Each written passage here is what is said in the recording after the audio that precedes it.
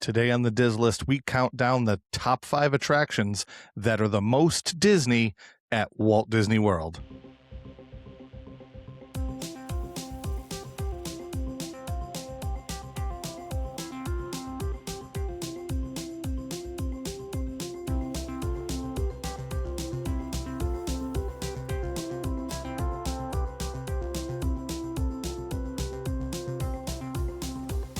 Welcome to the Diz List, the podcast that lists everything in Walt Disney World. I'm Nick. And I'm Rob, and today we're going to count down the top 5 rides that are the most Disney. No fops included. These are just top, okay? Yeah. Fop is, what's the fop? Oh, no, that's Flight of flop. Passage. I was going to say, yes. Okay, wow, you perfectly fixed that, because I was going to go into something that wasn't funny at all. So thank you. That was good. Yeah, we try to roll with it when we make mistakes. So, yeah, sometimes it can be funny. Anywho, we're talking about the top 5 rides or attractions that are the most Disney. So what do we mean by that, Nick? Well, there are certain attractions that are quintessential Disney. And for me, there were 2 different things that put things on my list. One was that when you think of Disney, you see this attraction in your mind. When you turn when Disney does a commercial or sends mailers out, they put these attractions on the on the mailer or in the commercial. So that's kind of what it was for me, or like the nostalgia kind of piece. When you think of Disney, what do you picture? Where do you what ride comes to mind? That kind of a thing. So for me, it's more about Disney as like a corporation, including the movies and all of those things. And if it's a ride, and I'll get to it more specifically when we get to the second half here, but if it's a ride or a property that doesn't necessarily remind me of that classic Disney animation or even live action too, I probably didn't include it in my list, but obviously we're going to talk about it a little bit more in depth, but yeah, absolutely. I think that's kind of a good way to say what our list is going to be today. Yeah. What happened this week in the world of news for Disney? Well, I had, I'll say I had a soldier out in the field for me, and our good friend, Eric. Yeah. I asked him, I said, okay, I need a report on the new animatronics at the Frozen ride in Epcot. Yeah. They look, I saw a side-by-side POV. It looked really good. So yep. Eric had 2 things to share. One was the animatronics are amazing. It's exactly what everybody had hoped for. But the other interesting thing that he mentioned that I wanted to bring up is that one of the things that was reported that they were going to make a change of with this Frozen ride is they were going to do refreshed painting and the lighting was going to be new. And Eric said he didn't notice any of that. He said it was, and he goes on it all the time. He didn't notice any major differences other than that. So I guess I was hoping for something new and different, lighting being different. He said he didn't notice it at all. And I definitely listen to him because I know he's on it at least once a month, I think they probably did change lighting, but you're not going to notice it as much just simply because the lighting they changed, I think, was the lighting to illuminate the animatronics. Whereas before the animatronics existed and then you projected that face on it. So I think that might be what they meant. Refreshing paint, could just be fixing up what was damaged, or if there's a spot that, over the years has gotten maybe faded. I don't know how it would fade with no lighting on it, but yeah, I saw the side-by-side. They looked great. I thought they looked great.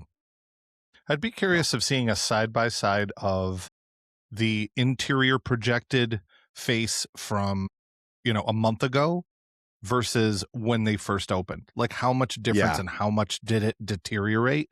That would be one that I would be interested in seeing. If anybody can do that for us and send it, I would really be interested in seeing that. We could repost it too on our Instagram. I got another one here that I just learned about today. I didn't really know this until now. Maybe maybe you don't. In front of Space Ranger Spin, they poured a big concrete, I don't want to say foundation, but it's kind of like, I'm going to guess maybe it's a 10 by 10 rounded platform. And my thought was, is there going to be a statue there? But my first thought was, is it going to be a Buzz statue? But they already have that over in front of alien swirling saucers. I wonder if they'll do something like a giant Zurg statue or something, or a spaceship. What do you think will go there? I'm not sure, because they didn't really say anything when they had talked about updating Space Ranger Spin. They didn't say anything about this entrance. And the first time I saw anything about what you're talking about, I was watching a Tim Tracker video, and they had jumped onto People Mover. People Mover. Yeah. And he was like, I wonder what's going on here. So like people who are in the know don't know. So I'm not really certain what they'll do there. It could be just maybe they're changing the way the queue goes as far as like you enter there and they're putting up. I don't know. The only other thing I can think of that just popped could into be my a spaceship. head. Could be a spaceship. Well, if it's hard to see, let's say when you walk in from Tomorrowland, when you're walking in from the main hub, right? And you're coming in and you're walking by Laugh Floor and you get to kind of that middle area where People Mover is and you look to the right, it's kind of hard to see that there's an attraction there. I wonder if this is a new base for a sign for the attraction. Maybe they'll do a different sign there because it faces a different way. Because like if this is the sign, maybe they're going to make a brand new sign. Oh, this doesn't help if you're listening to this on a podcast and my hands are up. Yeah. Let's say it's perpendicular to where the regular sign is, so it's easier to see. Yeah. It is difficult people listening along. It's easy to walk right by that ride. It really and truly is. Like if there's not a big line, and even sometimes I'm like, why are all these people standing? Oh, that's right. This is the line for. So maybe it'll be interesting. It'll be nice to see. I do think that a spaceship or some sort of a thing, something to announce, hey, this is where we're at. This is the attraction that's here. Makes and it sense. could be another Buzz statue. Why not? Yeah, I don't think there can be enough Buzz statues. Yeah, why not? It doesn't have to be anything that's grandiose, but I do think that they could put something in there. So we're on February break this week, so we got a lot of time to get caught up on some Disney things. Wondering if you got around to see the Muppet Show. It did really well its first week. I have not got. This week has. Well, you been have time this week. That's my point. Yeah. My point was not to call you out. I just didn't know if you had watched it. I haven't asked you. We had a busy week because this week has just been a week of. It's been a very busy week. Right. And so you've had meetings. We've had Spirit Week, and we were getting ready for my family isn't home. I'm the only one who's home. They left to go to Pennsylvania for a few days. So, there was a lot of stuff going on. But yeah, I haven't seen it yet. I do plan to watch it. I kind of want to wait to watch it with my kids because it's so reminiscent. From what I've heard, it's very reminiscent of the original, like the whole sketch comedy kind of thing, but with Muppets. So I'm kind of excited for that. Well, it's doing well, and I mean, the rumors are already that there's some new episodes in development. That's all I know. Again, that's just rumors. A couple more things. We had quite a bit good stuff this week. Next one is, I don't know if you've seen the pictures, but Haunted Mansion is entirely covered in scrim, except for like the tiny little peak at the top. And I read these are rumors. Obviously, it's covered in scrim. That's not a rumor. But there were some rumors that they're going to install some set elements around the outside because of a permit that someone found. Saw that on WDW News on their website.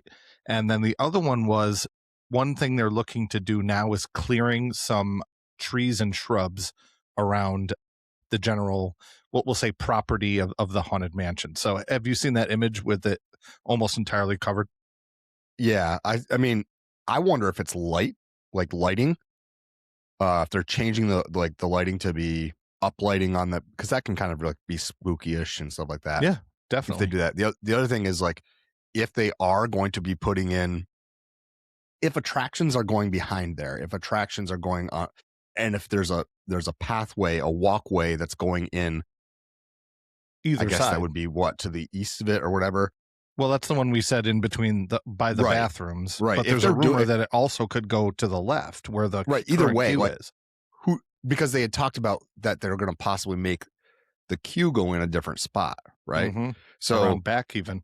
Right. So maybe that's why they're putting in set elements like that. I don't know. Could be. We'll see. Anytime they're doing something to the Magic in the Magic Kingdom to a classic ride like that is kind of like interesting. And to me, it's good. I said last week that construction walls are good because it means that they care enough to make it look better. Yeah. And then I have another thing that I'd like to discuss a little bit more on our Patreon. So if you're listening, you've probably already listened to our Patreon, but a good friend of ours who I'll talk about a little bit more on that show is doing a trip to Florida, and he decided to choose the other park, Universal, and not do Disney at all. So I'm going to get into, I'd like to get into why that is. And I think that'll be a longer discussion on kind of the future of parks and where people are choosing based on the properties that they have. So again, Nick doesn't, this is a surprise to Nick. I want to get his honest reaction. That's why I didn't tell him about this in advance. Cool story. I'm just curious of your take on it, and we'll get more into that on Patreon. Sound good? Yeah, Look sounds at great. you, We'll go over slick. We'll go over to Patreon just popped up. patreon.com/DizListPod Nice. to check that out. You can join for Cool. free over on Patreon. You can also join as a Jungle Skipper or Dumbo Pilot. After 3 months of a Jungle Skipper, you'll get a free mug. You'll also get early access to new episodes and a bonus episode every week. We're up to like 136 bonus episodes or something crazy like that. We're closing in on 200. We were talking about that earlier this week. We're closing in on 200. Wild. Over here. And that's all because of you guys. We're completely listener supported. So if you'd like to, head over to patreon.com/DizListPod and give us a follow over there. But we're going to head off to the halftime show, and we'll see you right after the break.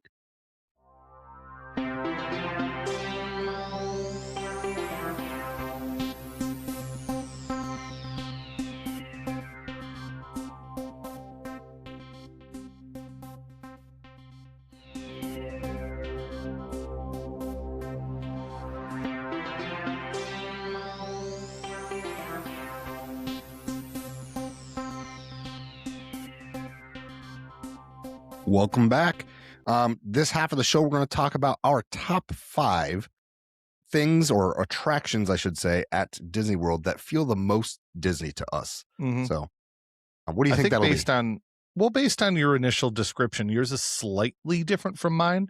Neither's right or wrong. It's kind of your perception of what your definition of being Disney is. And I think I'll bet you some of our attractions match. I'll bet. I think you're right too, but I don't think we'll have an exact list here. I'm going to jump right in and say my number 5 here is going to be Seven Dwarfs Mine Train. And Seven Dwarfs Mine Train it's kind of my idea of kind of where we are in our current Disney atmosphere, because it has the dark ride element. It has some amazing animatronics, but it also has a really fun element, and there's a little bit of thrill involved. It's not too crazy. I think it's a ride that people who are roller coaster people will enjoy, but it's also a ride you can put an 8-year-old on and they're not going to really have a tough time. You know what I mean? I think it's a perfect ride for everyone. It has that Disney element because it has the song, and that's a huge part of it too. You have that hi-ho song that they're singing on the inside. You have them dancing at the end, and you see, I guess the witch and the queen at the end there. But for me, I think I really have to have this one on my list, and I often skip it when I'm at the park, not because I don't like the ride, but because the line is so long, and I don't really feel like paying for that individual lightning lane for this. Like it, but then, like for example, when Nick and I went together, our families, we went earlier to try to get on, and it didn't work out. We went back at the end of the night during extended evening hours, and I think there was a malfunction or something wrong, and everyone in our group was kind of like, oh man, okay, moving on. And then we just kind of did something else, which I also realize is harder if this is your one-time trip and you don't get to go on that ride. I would definitely do that ride, but I don't know. What are your thoughts on Seven Dwarfs being essential Disney? Or, I mean, when you think of the IP that's involved in it, it makes complete and total sense. Mm-hmm. But for me, it's not on my list. I feel like that's a ride that, despite, like, if you take the Seven Dwarfs out, if you take the the Snow White theming off, it's not a ride to me that can't exist in any old park, Well, it does. It exists as Frozen. Right. But I'm saying like those carts, for instance, I feel like they would fit in like right in How to Train Your Dragon over at Epic Universe. You know what I mean? Like they have that same aesthetic. So for me, that's why it's not on my list, because it's not something I look at. And of course, as I'm saying this, I'm thinking about a couple of attractions that are on my list that probably you could have the same argument against them for, but it's just not something I think of, because it is one that I can skip. It's one that I'm not necessarily always, I have to be going on it. So just me. Well, what do you have then? So my number 5 is something that will probably I think it might show up on your list just because of what it is. Look, it's Carousel of Progress. I'll just spoil it. It's Carousel of Progress.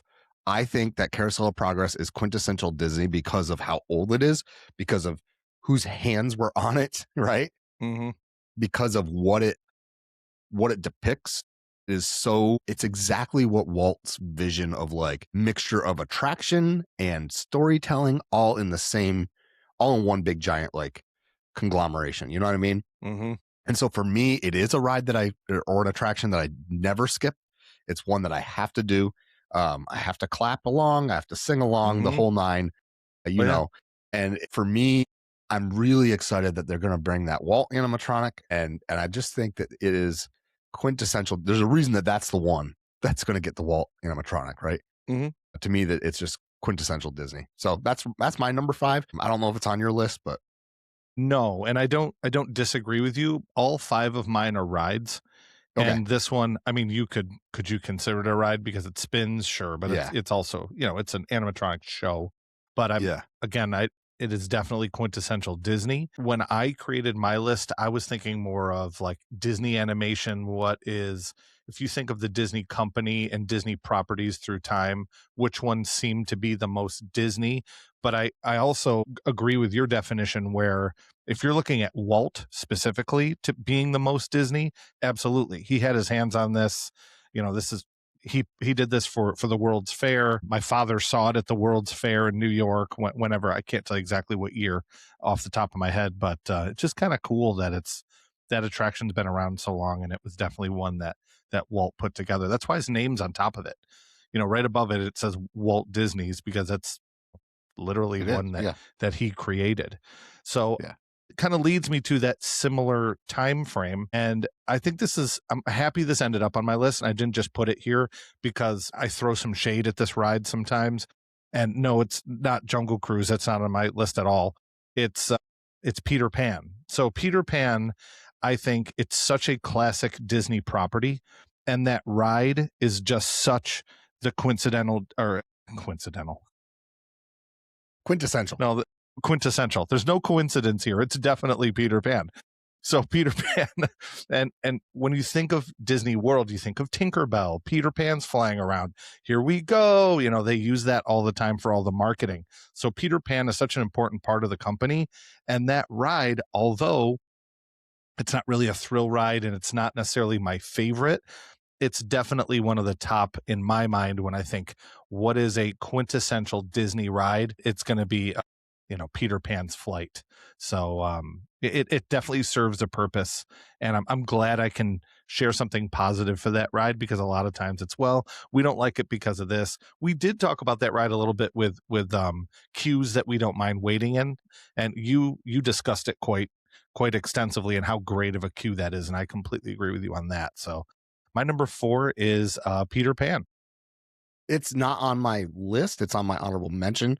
I agree. Even though it's overrated, in my opinion, it's pretty Disney. Right. You don't get much more Disney than that. No. As far as like classic animation and stuff like that. My number 5 is one that when I think of Disney dark rides, this is the ride that comes to mind. Or not number, I said 5. I'm at 4. My number 4 is Haunted Mansion. And I know that it's not linked to an IP as far as like, it may have generated stuff afterward, but it's not linked to an IP ahead of time. Like it's not like Peter Pan. But that said, when I think of what a dark ride is, this is what comes to mind. This is my definition of a storytelling dark ride that really and truly kind of kicked off what Disney dark rides were. So it's hard not to think of this ride when I think of Disney. I know it's not an IP based ride, but that doesn't mean for me that it's not super important in the storytelling of Disney World, whether it's Magic Kingdom or Disneyland. It is just such an amazing, work of art, really, when you think about it. You go inside there and you've got the very dark and very morbid, maybe that might not be what I want to say, but the first half of that ride is like kind of scary, right? And then when you go down into the graveyard, it's like you've got the cool like fun songs playing, and you see all these crazy, it's amazing. I love that ride. Well, it's the same song. They just kind of change the feel of it. They go from the slow foreboding to the upbeat kind of, the stomp, almost, a Dixieland kind of style song. Yes. You know what I mean? Yes. Cool. It's fun. 100%. That's a great way to define it. Yeah. So for me, that's my number 4 is Haunted Mansion. Not on my list, only because my definition was slightly different. That's why I like this list so much, is we're taking different approaches that will go to the same finish line here. Yeah. So I'm sure my we'll number 3, we'll match up some. I don't know. I really don't. I think there's a chance now that we won't. I really do. You'll see. Number 3 is one that we mentioned earlier, and it's one that is quintessential current Disney, and that is Frozen Ever After. Because when younger kids think of Disney these days, let's think of our current generation of youth, okay?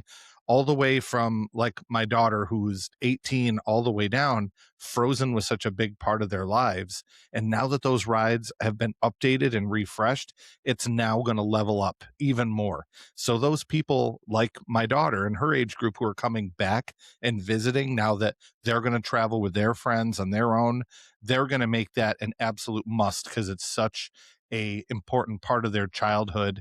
And it's funny that that's really what it's going to end up being. If you think about when I go back to Disney and all of that nostalgia that I have, for them, it's going to be, Frozen Ever After, right? So, and that ride's not even that old. It was just the Maelstrom not too long ago, and they just updated it. But I still see that as one of the rides that's the most Disney now. So I'm kind of seeing, I'm trying to do a little bit of both. So I had Snow White, I had Peter Pan, but now I'm starting to work into, and you'll see that happens with my list now, into the current view of Disney now. Okay. So that's a clue into my next one. So go for your number 3 here. I'm not shocked that made your list. It's not on my list, but based on how you defined the most Disney of Disney rides, I'm not shocked that made your list. I have one at number 3 that might be one of the only rides that we might match up on now that I know how you based your list. My number 3 is Mickey and Minnie's Runaway Railway. Okay. So I do think that might be on your list, but we'll get there. I have a feeling based on how you did your list that it's probably going to be different, pretty high. You're shaking your head no, huh? Okay. Nope. All right. It's on my honorable mention. Mickey and Minnie's Runaway Railway. You don't think Disney without thinking Mickey, right? Yeah. Oh, yeah. And for me, it's got a perfect mix of dark ride and thrill, and because you kind of get whipped around in that ride where you're on that trackless ride system, and it's the dancing scene, and it brings all of those classic characters together. So for me, that ride is quintessential Disney. It's hard to think of a better example of Disney magic, in my opinion. And it is the only ride that I have on my list. Let me just double check. Yes, it is the only ride I have on my list outside of Magic Kingdom. So that's a little bit of a clue for the rest of the list. I do not have Mickey and Minnie, and I'll throw in my 2 cents on that one. Is that the one you were saying that you weren't? Is that the one you said is not on your list that you were like? No, it's on my honorable mention, but it's not on my list. Okay. My number 2 is going to fit in with it, but I'll get there. Let me work up to it. Mickey and Minnie, my only issue is that it's this much of current Disney. Those new Mickey Mouse shorts, which I like, but it's a different version of Mickey and Minnie. Okay. You're right, though. It is the current version, but not the Disney scope that I'm looking for right now. And I think if you look at your average American kid, I don't think the average American kid is as connected with those shorts. And I can't remember. You probably will get the name of who the animator is in 2 seconds, who's created them. But I don't think it's as well known. So it made honorable mention, but I still agree that is also very important and very Disney. I hope you're looking it up right now too. It's Paul Ruddish. That's it, Paul Ruddish. Because I know that I was thinking it's a Marvel actor with a me too. And that's how I remember his name, and like Paul Rudd with the ish on the end. Yes, it's not So Paul this is Rudd. gonna He's lead just me- Rudd-ish. He's almost Paul Rudd. Sure. All right. So this next ride was created by Robert Downey Jr.-ish, and it's very similar. No, it's not. I'm kidding. It's very similar to the ride you just said for almost all of the same reasons. And my number 2 is Ratatouille, because it has all those elements that you just talked about. Okay, the trackless ride system, you're sort of shrunken, like the storyline for these Disney attractions. The storyline is you're nice and small, you're like one of the rats, you're moving around in the restaurant, it brings you into that environment. So obviously it's a current property, or depending on your definition of current, I would say it's a current property, but it's also the direction for a lot of our current Disney rides. So it's quintessential Disney for being forward thinking, modern trackless ride system that seems to work pretty well. I mean, I don't know how much it breaks down, but I think Ratatouille is sort of the brother and sister ride to Mickey and Minnie's Runaway Railway. So I think it's kind of nice that those two ended up side by side. And looking at my list, commenting on what you said earlier, that's the second ride in Epcot. And a lot of people don't necessarily think of Epcot as like that Disney park, but 2 of those rides are very, very much our current Disney landscape. So I don't know, people who say Epcot isn't, I mean, they're making their way that direction. And this isn't on my list, it's on honorable mention, but Nemo too. Nemo is another property that is, it's a dark ride. It doesn't work perfectly, but that's another one that is part of that current world of Disney properties. So that's my 2. I'm curious where you're going now, because I don't know if we're going to line up. This might be one of the ones where we don't at all. It'd be interesting. Well, first off, I would say that not lining up is kind of interesting here, and the reason that I find it interesting is because you can have different definitions of what Disney is, right? Mhm. And I also think it's very fitting because for our kids, you are 100% right. Like those last 2 you just said that's their Disney, right? That's what they think of as Disney. Yeah. For me, and this is the only one I think left on my list that potentially could be on yours just based on the IP thing, but I don't think it is, just the direction you're headed. Mine is a ride that we kind of like to poke fun at, but at the same time, it is classic Disney. And when I think of Disney World, I think of this ride, and that is Dumbo.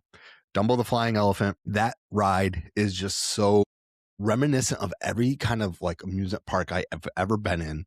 They all have one of these spinner rides, but this one it's Dumbo, right? And it's that animated character that we grew up watching that movie, even though it was an old movie when we were young. I can remember thinking, I didn't think it was old, right? I didn't know. We've talked before about how you don't realize how old these IPs were, because when you were a kid, you'd go to the video rental store or whatever, and you'd pay your money, you'd get this video in the puffy case there, and you'd go home and you'd watch it and you'd be like, oh my gosh, it's Dumbo. Like, it's a great movie, and a great IP. It's severely underrated in my opinion, and I just love that ride, even though it is the goofiest like ride system in the world, right? Mhm. But going on that with my brother, or going on that with my mom when we took her, bringing my kids on that ride. It's when you think of like the picture that people take on at a Disney park, I think of 2 different pictures. One, at Magic Kingdom, you think of the castle pic that every family does. And 2, I think of like people always seem to have a picture of them sitting in an elephant with their child next to them, or whoever they're traveling with. So I think it is the most, it's not necessarily the most Disney, because it's number 2, but to me, it's the most basic ride that is also very, very Disney at the same time. Yep. Another thing that you didn't say that I'm going to add on to, first of all, I totally agree, and this should have been on my list. I agree with you. Any promotional material, whether it's a commercial or a print ad, is always a kid smiling in Dumbo every time. Yep. If it isn't, I'm surprised. It starts with that, and then it kind of goes to, Star Wars. It's trying to think of, okay, what are all the boxes I need to check for all the demographics watching this? Okay. 40-some-year-old dads. Okay. Star Wars. Okay. Like princesses, check. They add in all that stuff because they know they have a little something for everybody. So Seven Dwarfs is always there too for like the teenager Yep. crowd. Yeah, 100%. I agree with you. because they have to show something, thrill adjacent. Yep. I mean, sure, there's thrill in Seven Dwarfs, but I mean, not like you're riding Everest. I mean, No. that's some thrill right there. Yeah. So I'm gonna kind of continue riding that roller coaster here to my number one, which is a newer Disney property. Newer, you'll see what I mean here. It's newer since the 1990s, but this property has really taken over as one of, I can't say the biggest, but one of the biggest properties that Disney owns, and that is Toy Story and it's Slinky Dog Dash, because Slinky Dog has the combination of everything within that Toy Story universe. It is a roller coaster that is thrilling. And riding it recently, a month and a half ago, as I'm riding it, I go, I forgot how good this ride is. And it really is. And it's one of those ones, like I said earlier, where a younger, I mean, it's your definition of how young you want to have a younger kid ride, but it's also fun for your older thrill rides. It has great music. It has great characters. It is bright. It is colorful. And in my mind, it represents sort of this new era of Disney. Toy Story, Frozen, like all these things that are now part of that new world that is part of our Disney mainstream characters. And it's almost for sure Toy Story, which is kind of funny because it's a Pixar property that they purchased. It wasn't originally put out by Walt Disney Animation, but Frozen is. So they, in my mind, those are the two that have kind of taken over as the champions. I mean, Moana's close. There's a lot of ones that are kind of getting up there, and I think it's great. I mean, I'm glad that Pixar and Disney have this relationship. I think it's fantastic. I highly doubt it's your number one, and I don't think we are going to match up at all. But this is kind of the fun part about it, where I haven't really disagreed with anything you've said, and I think vice versa. I think we have two different paths, and they're both absolutely correct. It's interesting. It's kind of like we're taking a foreign language quiz, and I put the formal and you put the informal. They're both correct, but it's just different ways of communicating the same thing. Look at you breaking out your knowledge of language. A little bit. I try to speak German a little bit every day with my foreign exchange students. So I'm not good, but I like using it. All right, let's transition to your number one here. What do you have? My number one is not one that would have ever been on your list solely because of the direction you took. I do want to say something about your comment about Toy Story. Mm-hmm. I agree that when you think Disney after 1992, from 90s and on, you think of, for me, you do think of Toy Story first. Probably then you're going with like Lion King. And then, of course, you've got the Frozen. I'm with you that is a great property. And I think it's a great ride. And it makes sense based on your list why you'd have that number one. For me, I wasn't thinking about what's the most Disney as in Disney IP. I was thinking along the lines of what is the most Disney iconic like ride. Iconic for Disney World. And this ride is a ride that a lot of people love to hate, and they also hate to admit that they love it. And that is probably, in my opinion, a ride that most people will begrudgingly go on and then enjoy the whole time they're on because you can't help but smile. And that is It's a Small World. Mm-hmm. It's a Small World is the most, in my opinion, the most Disney of all Disney rides. It's a mix, because think about Disney dark rides, right? Almost every Disney dark ride, not all of them, but the early Disney dark rides involved a boat. I'm not sure why that was the way they transported you, but almost all of the early Disney dark rides involved a boat of some sort, right? And this one obviously involves a boat. All of the Disney dark rides had like a song that goes with it. Well, this song is a song you can't get out of your head for days. Mm-hmm. All the Disney dark rides have multiple scenes that kind of tell a story. That's this ride. And the art is something that's important to every Disney dark ride. The art here, to me, I know it's not Disney art, right? And I get that that's not who did this. I understand it's not an animated IP, but you can't see art in that style and not immediately think Small World and Disney. Yeah.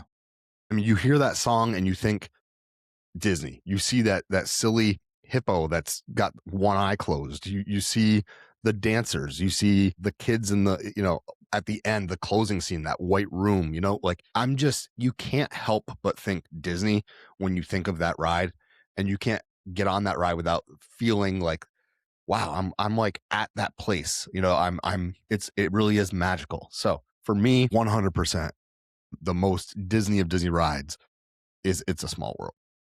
The artist you're referencing is Mary Blair. Yep. Yeah. Mary Blair, I want to extend this a little bit more with where else she's located in some of the different parks. Not as much in Disney World, but she did a lot of the production design and everything on Sleeping Beauty. So if you look at Sleeping Beauty with like the square-shaped trees, that's all kind of her style, and the way that they developed those characters was in her style. But if you look at the Contemporary, that giant mural in the Contemporary was also done by Mary Blair. Yeah. So that style, I think, here's why I think that's important, and I think this is kind of a big deal for Disney. When Walt and Ub Iwerks and they created those initial characters in that rounded style, I think it's so cool that when Disney decided to hire these other artists to kind of stretch the scope of what is Disney, because Mary Blair's style is so incredibly different. It has kind of that mid-century modern style art, but then also you can look at how Mickey has evolved through the years and his style has changed. So it doesn't have to be just this one thing. Disney is kind of expanded to be so much more visually and artistically. Okay, I don't mean like it can also mean Marvel and Star Wars. I mean a character like Woody or Buzz. We'll use that as an example. Really clean, animated style versus the old black and white Steamboat Willie versus all the different creators like Harper Goff and the Imagineers who designed the characters that are in Haunted Mansion or wherever else. Like there's so many different names I could mention right now, but I agree that that's a great one to end on, and it absolutely is quintessential Disney World. So again, we took two different paths, but I agree with everything you said. What's on your honorable mention? I had Space Ranger Spin too for the same reason. I think it's a fun ride for kids and also has the Toy Story. Speaking of Toy Story, I didn't put Midway Mania because I don't know. I see it differently. I don't dislike Midway Mania, but I don't see it in the same light as some of these other rides. Like, Winnie the Pooh is, it's one of those classic properties. When I was coming up with this list, I was like, okay, what's classic and then what's modern? I mentioned Nemo. Nemo is another one of those huge properties. And then I also had Mickey and Minnie's Runaway Railway, but it was hard to, I guess, honestly, now that you say that, it fits my definition of current Disney too, because they've evolved those characters to fit in with what we have. What did you have? I had Pirates. I think Pirates is a quintessential Disney. Yes. It is kind of tied to some IP, but of course it was IP after the fact. And then I also had probably one that most people wouldn't think of as being Disney, but when you think of classic Disney dark rides that really scream like, especially for this park, especially for Epcot, educational type things, Spaceship Living Earth. with the Land. No, Living with the Land's good too, but I was kidding. It is not Disney, in my just opinion. a bunch of plants. I know. Yeah. I was joking. Yes, Spaceship Earth, definitely. But I think those two are very Disney forward. I kind of wanted to put in Hall of Presidents just because of like Walt's love of the presidency. So that one's kind of something I would put on there. Plus the animatronics and the advancements in animatronics that they've made are really, that's something that like Disney is known for, right? Their animatronics. And I don't think you get better animatronics than what they do when they have the presidents. So those are mine. Mm-hmm. Only other one I thought of as you were talking there, and I don't know why this popped in my head, was Tiana is another one that's our current, who has just it's funny. It's one of those movies that came out and did well, and then it became this kind of like cult favorite and this slow burn where now everybody loves that movie. And I'm happy. Like, it's a movie that definitely deserved it. It's a cool one, fun one. The music is fantastic in it. So you could probably put that on the list too, as far as your, you know, current rides that are modern Disney. But that's really what I have. Yeah. So guys, thank you so much for, you know, joining us today. Let us know in the comments below what you think of as the most Disney of Disney rides. Give us your list. Follow us over on Patreon, YouTube, TikTok, and Instagram, all the places. We're at DizListPod, so you can find us pretty much everywhere. I personally love that we had 2 different thoughts about this list, because we got 10 completely different types of rides that I do agree are all pretty amazing rides and pretty much quintessential Disney through and through. Yep. And I think you could have reordered our list at any moment, and really it still would have made sense why you put those things on that list in that order. So I think it was a fun one. Pay attention to our Instagram stories, as well as like on Patreon, look for a post, because we are going to be doing our March Madness coming up. And we're going to do things a little bit differently this year. In the past, I've done story polls. This year, what we're going to do is kind of like a Google form type thing that's going to help us to form our brackets. And we're throwing everything out the window this year.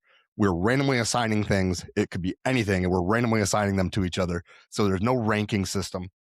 The way you described it the other day at work was you're going to have a Mickey bar matched up Mickey against Premium Bar against. I think I said Mickey Premium Bar could go up against Cosmic Rewind. You know, it is what it is. You'd have whatever, or you could have Cosmic Rewind get matched up with Slinky Dog Dash, or Everest, Rise of the Resistance, or something. So we're gonna do it completely random. We're gonna let the random number generators kind of take care of it, and we'll see from there. So I'm excited for it. It's one of our favorite times of year is to do this particular set of shows, because we'll do like 4 shows ish, kind of like Paul Rudd ish. So 4 shows ish. Love that you brought that back. Yeah. So that's what stand-up comedians do. Yeah. They bring the joke back at the end. Perfect. Yeah, exactly. But we're going to head off. We're going to actually go and record our Patreon show right now. And Rob's going to discuss with me something that he didn't tell me about. So that's going to be fun. And we will see how that goes. But it's a great, big, beautiful tomorrow. And tomorrow's just a list away. Tune in next time, and we'll see you real soon.